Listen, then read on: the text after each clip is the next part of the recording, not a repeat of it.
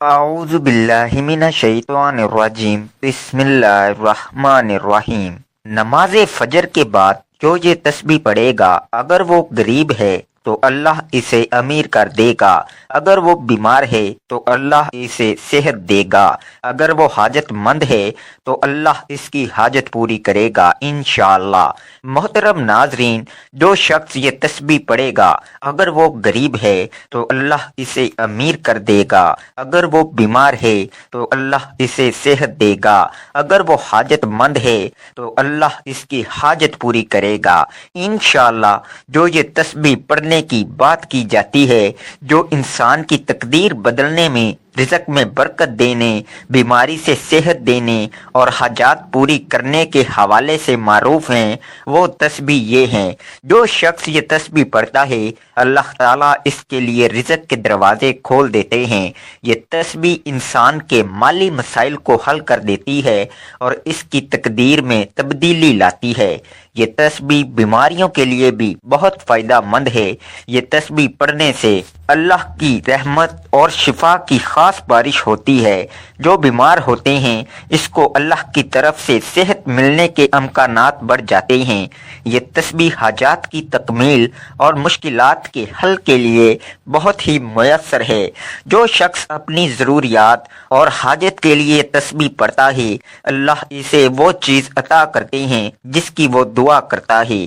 اس تسبیح کو پڑھتے وقت دل سے اللہ کی رضا کی امید رکھیں اور اس سے اپنی حاجات اور مشکلات کے حل کے لیے دعائیں کریں۔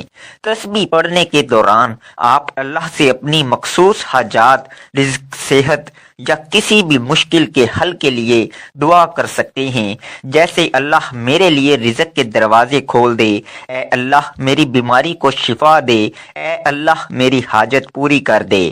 محترم ناظرین، آج میں جو یہ وظیفہ آپ کی خدمت میں لے کر حاضر ہوا ہوں، یہ وظیفہ ہماری ایک بہن نے ہمیں تحفۃً پیش کیا ہے۔ ان کا یہ کہنا تھا کہ یہ جو عمل ہے میں نے صرف 2 دن کیا اور مجھے 50 لاکھ کی ضرورت تھی، اور صرف 2 دن میں نے یہ وظیفہ کیا اور اللہ پاک کے غیبی خزانوں سے پیسوں کا جو انتظام تھا وہ ہو گیا۔ اور میں بہت ہی زیادہ حیران ہوئی اللہ پاک کے اس کرشمے سے کہ اللہ پاک نے کس طرح سے میری مدد کی۔ تو میں آج یہ جو وظیفہ ہے آپ کے ساتھ شیئر کر رہی ہوں کہ جو وظیفہ ہے آپ دوسرے جو بہن بھائی ہیں ان تک بھی آپ شیئر کریں، تاکہ وہ بھی اپنی پریشانی میں یہ وظیفہ کریں۔ اور اگر ان کی مالی حالات ٹھیک نہیں ہیں، یا گھر میں غربت تنگ دستی ہے، یا گھر میں اتنے فاقے ہیں، یا کچھ میرے ایسے بہن بھائی ہیں جو بے روزگار ہیں، ان کو اچھا روزگار نہیں مل رہا ہے، یا ان کے گھر میں ہر وقت پیسوں کی کمی کی وجہ سے لڑائی جھگڑا رہتا ہے، تو وہ یہ عمل کر لیں۔ انشاءاللہ بہت جلد اللہ پاک اپنے غیبی خزانوں سے ان کے گھر میں رزق کی برسات کر دیں گے اور رزق کے جو بند دروازے ہیں وہ کھول دیں گے۔ محترم ناظرین، اللہ تعالیٰ نے انسان کو اس دار فانی میں بھیج کر زندگی کے طور طریقے سکھا دیے ہیں، تاکہ وہ اپنی زندگی کو اور ضروریات زندگی کو انتہائی احسن انداز میں پورا کرے۔ انسانی زندگی کے معاملات، صحت، کامیابی، کاروبار اور دیگر میدانوں میں مدد کے لیے اللہ نے اپنے محبوب بندوں میں سے چند بندوں کا انتخاب کیا، جنہیں ہم انبیاء کہتے ہیں۔ ان کے بتائے ہوئے ہر طور طریقے میں نہ صرف برکت ہے بلکہ زندگی کی فلاح اور کامیابی پوشیدہ ہے۔ انسان کسی بھی میدان میں کامیابی حاصل کرنا چاہتا ہے تو اسے سیرت النبی صلی اللہ علیہ وآلہ وسلم پر عمل پیرا ہونا ہوگا۔ اسلامی تعلیمات میں زندگی اور گھر کے سکون کے لیے چند حصول بتائے گئے ہیں، گویا کوئی انسان اگر ان پر عمل پیرا ہوتا ہے تو وہ اپنے گھر میں سکون پائے گا۔ ان اصولوں کو ترتیب سے بیان کیا جاتا ہے۔ انسان گھر میں داخل ہو، گھر میں کسی بھی کام کو سر انجام دے تو وہ فوراً بسم اللہ پڑھے۔ اس کام کو کرنے سے قبل اور ہمہ وقت ذکر الہی میں مشغول رہے۔ جدید دور ہے تو اکثر لوگ اپنے وقت کو گزارنے کے لیے فون کا کثرت کثرت سے استعمال کرتے ہیں، جس سے نہ صرف وقت ہاتھ سے جا رہا ہے بلکہ نیکی کرنے کے بھی لمحات انسانی ہاتھ سے پھسلتے جا رہے ہیں۔ کوشش اور اہتمام اس بات کا کرنا چاہیے کہ جب بھی گھر میں کسی بھی کام میں مصروف ہوں، استغفر اللہ، اللہ اکبر، الحمدللہ، یا حی یا قیوم وغیرہ اذکار کو نہ صرف خود اپنی زبان پر جاری رکھیں بلکہ اپنے بچوں کو بھی اس بات کی ترکیب دیں۔ وقت پر فرض نماز ادا کرنا۔ سورۃ المدثر میں اللہ تعالیٰ نے ایک جنتی اور جہنمی کا مکالمہ بیان کیا ہے، جس میں جنتی جہنمی سے سوال کرتا ہے کہ کون سی چیز ہے جو تمہیں جہنم میں لے کر آئی ہے، تو اس پر وہ جواب دیتا ہے کہ ہم نماز نہ پڑھنے والوں میں سے، یہ تو وہ لوگ ہیں جو نماز نہیں پڑھتے۔ اللہ تعالیٰ نے جو نماز پڑھتے ہیں لیکن اس میں سستی کرتے ہیں، وقت ضائع کرتے ہیں اور قصدن نماز کو دیری سے پڑھتے ہیں، ان کے متعلق بھی ارشاد فرمایا ہے، بس ان نمازیوں کے لیے ہلاکت ہے جو اپنی نماز سے غافل ہیں۔ گویا یہ نماز تو پڑھتے ہیں، ان میں اکثر غفلت میں پڑ جاتے ہیں، ان کے لیے بھی خرابی ہے۔ لہٰذا گھر میں برکت چاہیے تو اکثر نماز کا اہتمام گھر میں کیا کریں، نوافل سنت تو لازماً گھر میں ہی ادا کیا کریں۔ قرآن کریم کی تلاوت کا اہتمام۔ تیسرا اصول گھر میں برکت کے لیے قرآن مجید کی تلاوت کا اہتمام ہے، اگرچہ تھوڑا ہی کیا جائے لیکن روز کی بنیاد پر کیا جائے۔ آپ چاہے ایک صفحہ تلاوت کریں لیکن تلاوت روز کی بنیاد پر ہو سکے تو اپنے بچوں کو ایک صفحہ روزانہ تلاوت کا سنائیں تاکہ ان میں قرآن مجید کی تلاوت کا شوق پیدا ہو۔ قرآن مجید کی کوئی بھی صورت تلاوت کریں گھر میں برکت کا ہی باعث بنتی ہے۔ جناب رسالت مآب صلی اللہ علیہ وآلہ وسلم نے فرمایا، حضرت ابو ہریرہ رضی اللہ عنہ سے روایت ہے کہ رسول اللہ صلی اللہ علیہ وآلہ وسلم نے فرمایا، اپنے گھروں کو قبرستان نہ بناؤ، یقیناً شیطان اس گھر سے دور بھاگتا ہے جہاں سورہ بقرہ پڑھی جاتی ہے، یعنی گھروں میں نماز اور تلاوت قرآن کا اہتمام کیا کرو۔ اہل علم فرماتے ہیں کہ روزانہ رات عشاء کی نماز کے بعد جو شخص سورہ واقعہ کی تلاوت کرتا ہے اللہ اس کے رزق میں اضافہ فرماتا ہے۔ صبح صبح سورہ یاسین کی تلاوت بھی کرنی چاہیے۔ جمعۃ المبارک کو سورہ کہف کی تلاوت کرنی چاہیے۔ اللہ کا تقوی اختیار کرنا۔ قرآن مجید میں اللہ تعالیٰ نے تقوی سے متعلق ارشاد فرمایا، اور زادِ راہ یعنی راستے کا خرچ لے لیا کرو، یقیناً سب سے بہتر رخت سفر تقوی ہے، اور اے اہل عقل مجھ سے ڈرتے رہو۔ پھر ارشاد ہوا کہ یقیناً اللہ تعالیٰ کے نزدیک تم میں سے سب سے زیادہ عزت والا وہ ہے جو سب سے زیادہ پرہیزگار ہے۔ بے شک اللہ تعالیٰ سب کچھ جاننے والا باخبر ہے۔ گھر میں برکت کے لیے چوتھا عمل یہ ہے کہ انسان اللہ سے جس طرح ڈر کے یا اس کی محبت میں مجلس میں، مسجد میں، سفر میں تقوی اختیار کرتا ہے، ویسے ہی گھر میں بھی جب وہ تنہائی میں ہو، جب اسے کوئی دیکھ نہ رہا ہو سوائے رب کائنات کے، اس وقت بھی وہ تقوی اختیار کرے۔ اپنی بیوی، بچوں، والدین اور بہن بھائیوں کے ساتھ حسن سلوک کے محض اللہ کی رضا کے خاطر یہ عمل بھی گھر میں برکت کا سبب ہے۔ کھانا اکٹھے ہو کر کھانا، اس میں کوئی دو رائے نہیں ہے کہ جب انسان مل کر کھانا کھاتے ہیں تو اللہ عز و جل اس میں برکت ڈال دیتا ہے، اور پھر جب افراد گھر کے ہوں، والدہ ہو، والد ہو، میاں بیوی، بچے، بہن بھائی، سب مل کر بیٹھ کر ایک جگہ اہتمام کے ساتھ اللہ کے نام سے شروع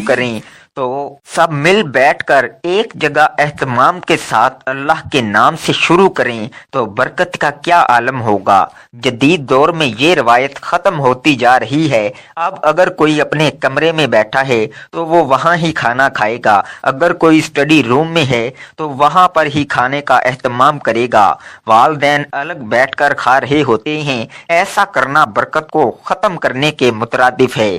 جناب رسالت مآب صلی اللہ اللہ علیہ وآلہ وسلم نے فرمایا اللہ تعالیٰ کے ہاں سب سے پیارا کھانا وہ ہے جس پر ہاتھوں کی کثرت ہو، یعنی جہاں لوگ زیادہ ہوں۔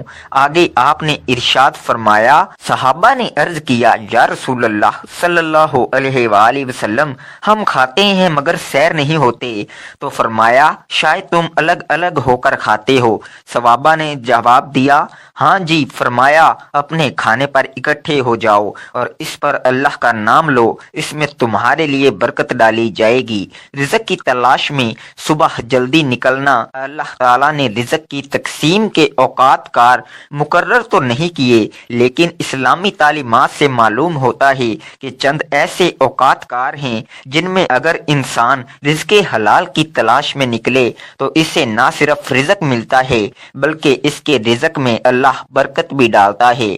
ہماری تہذیب و ثقافت کا یہ حصہ رہا ہے کہ ہمارے بڑے صبح جلد اٹھ جاتے تھے، فجر کی نماز ادا کرنے کے بعد تلاوت قرآن کرتے اور پھر رزق حلال کی تلاش میں نکل پڑتے تھے، یہاں تک کہ وہ شام کو واپس لوٹ آتے تھے اور عشاء کی نماز کے بعد سو جاتے تھے۔ یہ ایسا وقت ہے رزق حلال کے لیے جس میں نہ صرف انسان زیادہ سے زیادہ اللہ کا فضل سمیٹ سکتا ہے بلکہ اس میں برکت بھی حاصل کرتا ہے، لیکن اثر حاضر میں تمام اوقات کار بدل چکے ہیں۔ لوگ اب فجر کے وقت سوتے ہیں اور رات ساری جاگتے ہیں۔ ہم یہ دیکھ سکتے ہیں کہ ان کے گھروں میں 4 سے 5 افراد کمانے والے ہیں لیکن پھر بھی برکت نہیں، جبکہ ہمارے اجداد میں محض ایک شخص کمانے والا ہوتا تھا اور پورے گھر کو ایک ہی فرد کافی رہتا تھا۔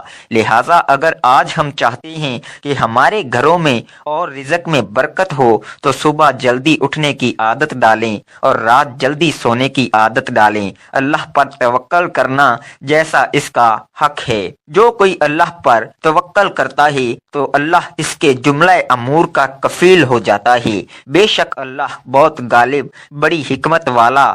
انسان کا کام محض کوشش کرنا ہے، نتائج اس کے ہیں، ہاتھ میں نہیں ہیں۔ وہ دن رات کوشش کرے اور اللہ پر توکل کرے۔ اگر انسان کے ہاتھ میں سب کچھ دے دیا جائے تو عین ممکن ہے یہ دنیا ایک ہی دن میں ختم ہو جائے۔ گھر ہو، نوکری ہو، کاروبار ہو، غرض کسی بھی میدان میں انسان کو اللہ پر توکل کرنا چاہیے۔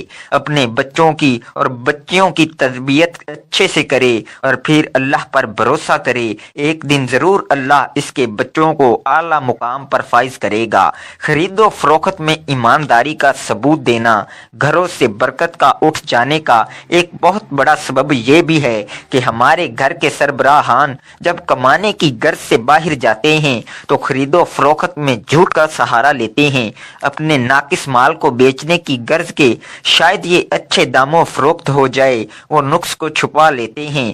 صحیح مسلم میں حدیث مبارکہ ہے، پیارے آقا صلی اللہ علیہ وآلہ وسلم نے فرمایا جس نے ہم سے دھوکہ کیا وہ ہم میں سے نہیں ہے، بلکہ جو شخص جھوٹ بول کر اپنا مال فروخت کرتا ہے اللہ اس کے رزق میں سے برکت بھی اٹھا لیتا ہے اور اس حرام کے نوالے کی نحوست سے اس کی دعا بھی قبول نہیں ہوتی اور عرصہ دراز تک اس کی عبادت بھی رد کر دی جاتی ہے۔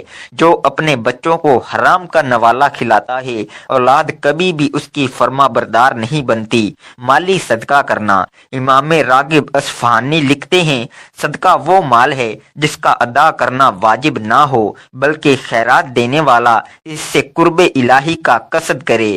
اللہ کی راہ میں مال خرچ کرنے کی اہمیت کے حوالے سے اللہ تعالیٰ نے ارشاد فرمایا، اور جو لوگ اپنے مال اللہ کی رضا حاصل کرنے اور اپنے آپ کو ایمان و طاعت پر مضبوط کرنے کے لیے خرچ کرتے ہیں ان کی مثال ایک ایسے باغ کی سی ہے جو اونچی سطح پر ہو، اس پر زوردار بارش ہو تو وہ 2 گنا پھل لائے، اور اگر اسے زوردار بارش نہ ملے تو اسے شبنم یا ہلکی سی فوار بھی کافی ہو، اور اللہ تمہارے اعمال کو خوب دیکھنے والا ہے۔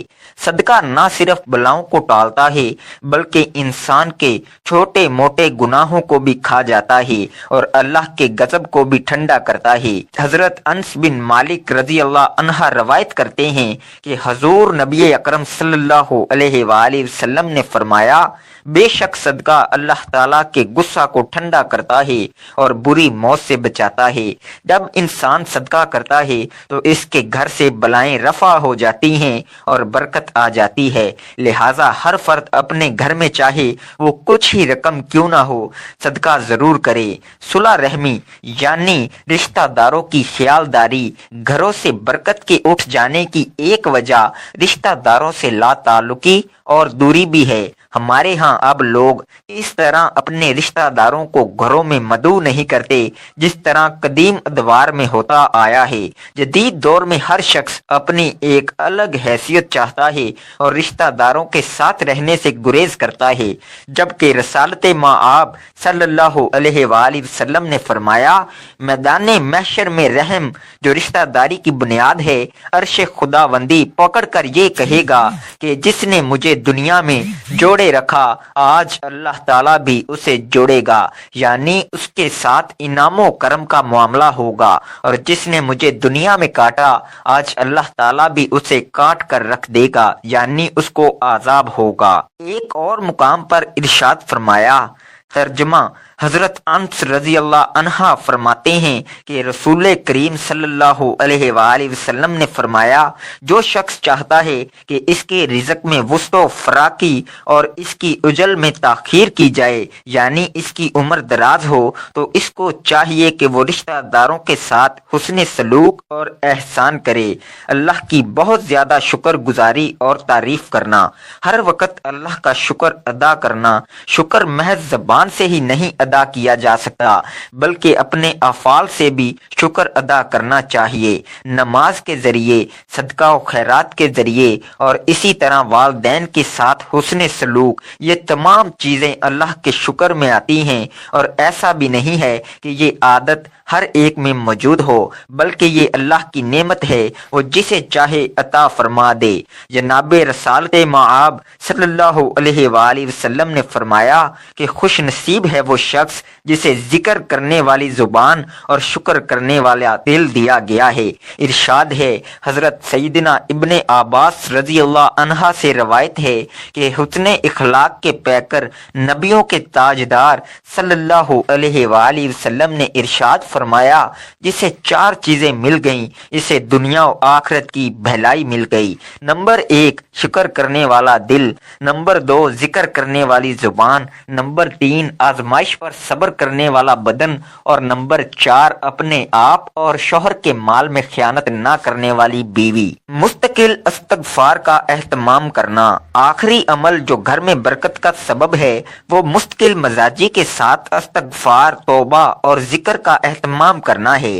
انسان جتنا ذکر کرتا ہے، جتنی استغفار کرتا ہے، اس کو ہی اتنا فائدہ ملتا ہے۔ گھر میں تو برکت ہوتی ہی ہے، ساتھ ساتھ اس کے اعمال میں بھی اضافہ ہوتا ہے۔ جو انسان ایسے عمل میں مستقل مزاجی اختیار کرتا ہے تو اسے دیکھ کر اس کے گھر والے بھی اس خوبصورت عمل میں شامل ہو جاتے ہیں اور اللہ اپنی نعمتوں کے انبار لگا دیتا ہے۔ دعا ہے اللہ تعالی ہم سب کو ان اصولوں پر چلنے کی توفیق عطا فرمائے، آمین۔ ناظرین، آج میں جو وظیفہ آپ کے ساتھ شیئر کر رہا ہوں یہ ہماری بہن کا بتایا ہوا وظیفہ جنہوں نے ہمارے ساتھ شیئر کیا۔ یہ نماز فجر کے بعد اللہ تعالیٰ کے بابرکت نام اور قرآن مجید کی ایک چھوٹی سی آیت کا وظیفہ ہے۔ یہ مجرب عمل جس میری بہن نے اور بھائی نے کیا ہے انہوں نے 100% گارنٹی کے ساتھ کامیابی حاصل کی ہے۔ تو اس عمل کو آپ اللہ پاک کی ذات پر کامل یقین رکھ کر کر لیجئے، انشاءاللہ آپ اس عمل سے بہت ہی زیادہ فیض یاب ہوں گے۔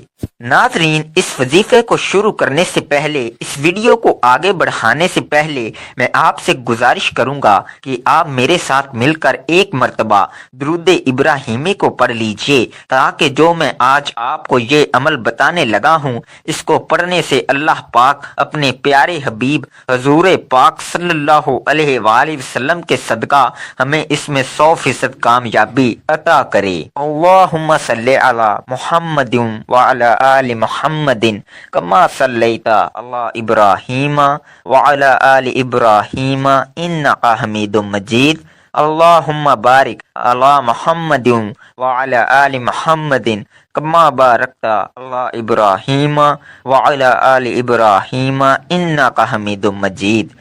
وظیفہ بتانے سے پہلے میں آپ سے یہ درخواست کرتا ہوں کہ اگر آپ چاہتے ہیں کہ ہمارے وظائف کر کے آپ کو 100% کامیابی ملے تو جو بھی وظیفہ کریں گے، جو بھی عمل کریں گے، اس کو شروع کرنے سے پہلے اور دعا مانگنے سے پہلے درود پاک لازمی پڑھ لیا کریں، کیونکہ درود پاک پڑھنے کی بدولت سے اللہ پاک کی بارگاہ میں مانگی ہماری ہر دعا قبول ہوتی ہے اور کوئی دعا رد نہیں ہوتی۔ اللہ پاک ہماری دعاؤں کو قبول فرماتے ہیں، تو درود پاک لازمی پڑھ لیا کریں، اور ساتھ جو بھی وظیفہ کر رہے ہیں، جو بھی عمل کر رہے ہیں، وہ کرتے دوران آپ کا پورا دھیان وظیفے کی طرف ہونا چاہیے۔ اللہ پاک کی ذات پر کامل یقین رکھ کر آپ وظیفہ کریں، اور جب بھی وظیفہ کریں جس مقصد کے لیے آپ وظیفہ کر رہے ہوں، تو آپ کا مقصد جو ہے، آپ کی جو پریشانی ہے، جو آپ کی دلی مراد ہے، اس کا تصور ذہن میں رکھ کر آپ عمل کریں۔ انشاءاللہ پھر آپ جب یہ عمل کریں گے، آپ کو وہ عمل کر کے 100% کامیابی ملے گی۔ اور ساتھ 5 وقت کی جو نماز ہے، اس کو پابندی کے ساتھ پڑھیں۔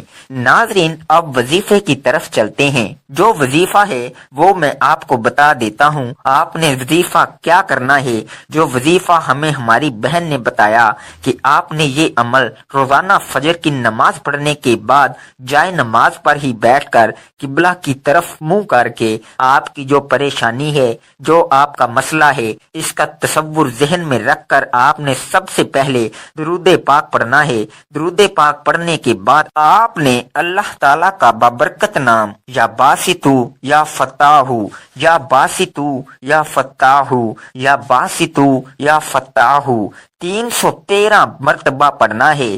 اس کے بعد آپ نے قرآن پاک کی ایک چھوٹی سی آیت حسبنا اللہ و نعم الوکیل، حسبنا اللہ و نعم الوکیل صرف اور صرف 33 مرتبہ پڑھنی ہے۔ اس کے بعد آپ نے پھر درود پاک پڑھنا ہے جو شروع میں پڑھا ہے۔ وظیفہ کرنے کے بعد اللہ پاک کی بارگاہ میں رو رو کر دعا کرنی ہے۔ انشاءاللہ آپ کی جو بھی پریشانی ہوگی، آپ کا جو بھی مقصد ہوگا، وہ پورا ہو جائے گا۔ آپ کی ہر دلی مراد پوری ہو جائے گی۔ اس وظیفے کو خود بھی کیجئے اور صدقہ جاریہ سمجھ کر اس کو دوسرے مسلمان بہن بھائیوں سے بھی لازمی شیئر کیجئے، تاکہ وہ بھی اس عمل کو کریں اور فیض یاب ہو جائیں۔ آپ میرے ساتھ دعا کر لیں۔ اے اللہ رب العزت، اے ساری کائنات کے شہنشاہ، اے ساری مخلوق کے پالنے والے، اے زندگی موت کا فیصلہ کرنے والے، اے آسمانوں اور زمینوں کے مالک، اے پہاڑوں اور سمندروں کے مالک، اے انسانوں اور جناتوں کے معبود، اے عرش اعظم کے مالک، اے فرشتوں کے معبود، اے عزت اور ذلت کے مالک، اے بیماروں کو شفا دینے والے، اے بادشاہوں کے بادشاہ، اے اللہ ہم تیرے گناہ گار بندے ہیں، تیرے خطا کار بندے ہیں، ہمارے گناہوں کو معاف فرما، ہماری خطاؤں کو معاف فرما۔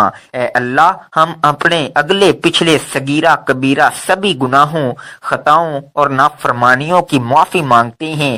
اے اللہ رب العزت، ہم اپنے گناہوں سے توبہ کرتے ہیں، ہماری توبہ قبول فرما۔ اے اللہ ہم گناہ گار ہیں، سیاہ کار ہیں، بدکار ہیں، تیرے احکام کے نافرمان ہیں، ناشکرے ہیں، لیکن میرے معبود تیرے نام لیوا بندے ہیں، تیری توحید کی گواہی دیتے ہیں۔ تیرے سوا کوئی عبادت کے لائق نہیں ہے، تیرے سوا کوئی بندگی کے لائق نہیں ہے، تیرے سوا کوئی تعریف کے لائق نہیں ہے۔ ہمارے معبود، ہمارے گناہ تیری رحمت سے بڑے نہیں ہیں، تو اپنی رحمت سے ہمارے گناہ معاف کر دے۔ اے اللہ پاک، ہمیں گمراہی کے راستے سے ہٹا کر صراط مستقیم کے راستے پہ چلنے والا بنا دے۔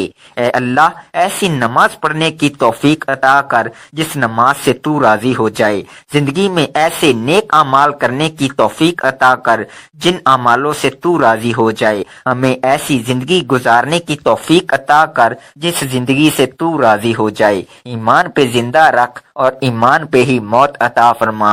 اے اللہ ہمیں تیرے احکام کی فرما برداری کرنے والا بنا، اور تیرے پیارے حبیب جناب محمد رسول صلی اللہ علیہ وآلہ وسلم کے نیک اور پاکیزہ آداب کو اپنانے والا بنا دے۔ اے اللہ ہماری پریشانیوں کو دور کر دے۔ اے اللہ جو بیمار ہیں انہیں شفائے کاملہ عطا فرما۔ اے اللہ جو بے اولاد ہیں انہیں اپنے خزانوں میں سے نیک اور صالحہ اولاد عطا فرما۔ اے اللہ جن کے جو کام رکے ہوئے ہیں وہ پورے کر دے۔ اے اللہ بچھڑے ہوں کو ملا دے۔ اے اللہ شادی شدہ جوڑوں میں محبت اور خلوص پیدا کر دے اور ان کی زندگیوں میں برکت ڈال دے۔ اے اللہ تمام لڑکے اور لڑکیوں کے نصیب اچھے کر دے۔ اے اللہ جو قرض کے بوجھ تلے دبے ہوئے ہیں ان کا قرض جلد سے جلد ادا کروا دے۔ اے رب العزت شیطان سے ہماری حفاظت فرما۔ اے اللہ حلال رزق کمانے کی توفیق عطا فرما۔ دوستو اپنے رزق میں برکت، وسعت اور کشادگی کے لیے اللہ تعالیٰ کے 99 ناموں میں سے ایک نام ضرور لکھیں۔ جزاک اللہ۔ اپنا خیال رکھیے گا اور دعاؤں میں یاد رکھیے گا۔ شکریہ۔